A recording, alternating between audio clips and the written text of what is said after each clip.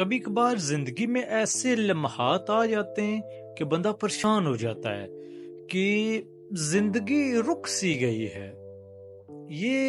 اس میں مایوسی آ جاتی ہے، پریشان ہو کر انسان نا امیدی کی طرف چلا جاتا ہے، یعنی وہ ڈپریس ہوتا ہے، اسے کچھ سمجھ نہیں آ رہا ہوتا کہ وہ کیا کرے.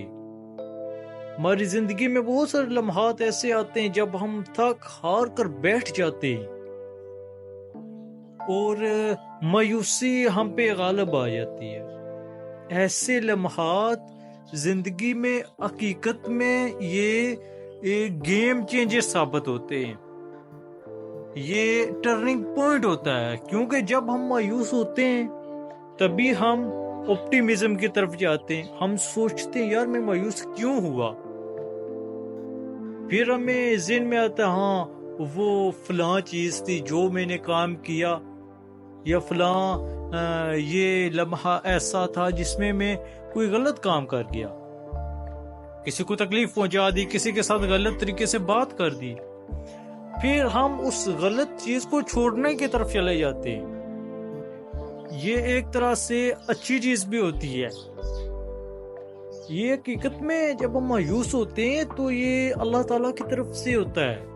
جیسے اسکول پڑھتے ہیں نا تو آدھے پیریڈ ہونے کے بعد بریک ہو جاتی ہے، نظام رک جاتا ہے.